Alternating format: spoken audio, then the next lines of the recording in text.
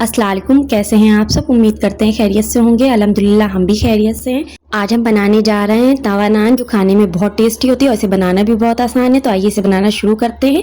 इसे बनाने के लिए हमने 1 कप मैदा लिया है और आधा कप हमने यहाँ पर गेहूं का आटा लिया है। आप खाली मैदे की भी रोटी बना सकते हैं। उसके बाद इसके अंदर हमने आधा चम्मच नमक डाला है और आधा चम्मच शक्कर डाली है। साथ ही में हमने यहाँ पर 2 चम्मच रिफाइंड ऑयल डाला है। इसके बाद अब हम इसको हाथों से मिक्स करेंगे। जो तेल है वो सारे आटे के अंदर अच्छे से मिक्स हो जाए। ये देखिए कुछ इस तरह से हमको मसल के सारा तेल और आटा मिक्स करना है।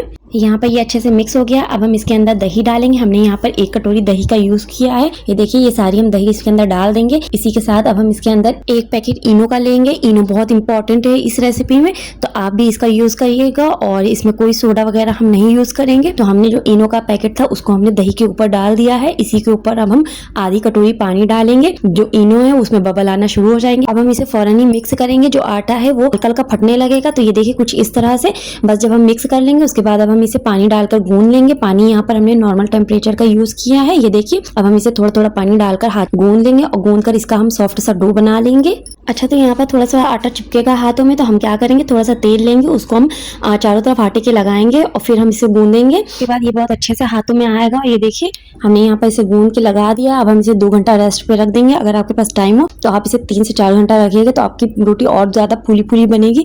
हमारे पास टाइम नहीं था तो हमने इसे सिर्फ 2 घंटा रखा था। 2 घंटे के बाद हमने इसके पेड़े बना लिए थे। आपको जितनी बड़ी रोटी बनानी है आप उतने बड़े पेड़े बनाइएगा। और साथ ही में हमने यहाँ पर 1 चम्मच कलौंजी लिया और कुछ धनिया था, उसको हमने बारीक सा चॉप कर लिया है। तो ये देखिए हमने यहाँ पर पेड़ा रख लिया था सूखा आटा लगाकर। अब हम इसको बेलेंगे। ये देखिए कुछ इस तरह से बेलना है, जैसे हम बेल रहे हैं उसी तरह से आप बेलिएगा तो एकदम नान का शेप आएगा आपका नहीं सॉरी आपकी रोटी का। तो ये देखिए हमने यहाँ पर इसे बेल लिया है। इसके बाद अब हम इसमें 1 चुटकी कलौंजी लेंगे और साथ ही में उसके ऊपर कुछ धनिया के पत्ते चिपकाएंगे और उसके बाद अब हम इसे बेलन से बेल देंगे। जो कलौंजी और धनिया के पत्ते हमने डाले हैं उसको वो अच्छे से चिपक जाएंगे।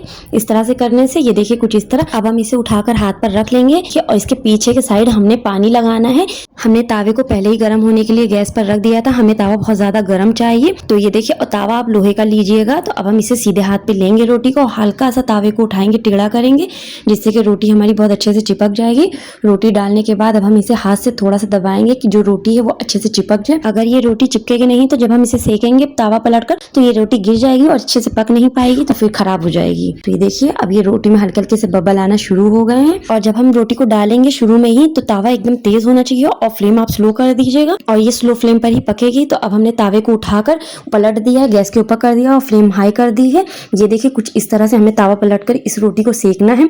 हमें थोड़ा ऊपर रखना है फ्लेम के। ये देखिए आप इसे ज्यादा नीचे मत करिएगा वरना जल जाएगी। तो अब रोटी बनकर बिल्कुल तैयार है। अब हम एक छुरी से इसको निकाल लेंगे इस तरह से। अब हम इसे निकाल कर नीचे रख लेंगे और इस नान के ऊपर अब हम बटर लगाएंगे। बटर लगाने में आप बिल्कुल कंजूसी मत करिएगा, अच्छे से लगाइएगा। तो यहाँ पर तावा नान बनकर बिल्कुल तैयार है और ये बनाने में बहुत आसान है और खाने में तो पूछे ही मत। अब बकरा ईद आ रही है तो आप भी इसे अपने घर में ट्राई करिएगा और ये बहुत आसान रेसिपी है, बहुत जल्दी बन जाती है। तो जो लोग बाजार की नहीं खाते हैं नान या रोटी तो वो इस तरह से अपने घर में बनाइए। ये देखिए कितनी सॉफ्ट और बहुत अंदर से स्पंजी थी। तो आप भी इसे अपने घर में ट्राई करिए, अपने खुद भी खाइए, अपने बच्चों को भी खिलाइए। और अगर आपको मेरी ये रेसिपी पसंद आई हो तो मेरे चैनल को सब्सक्राइब करिएगा, लाइक और शेयर भी करिए। दुआओं में याद रखिएगा। अल्लाह हाफिज।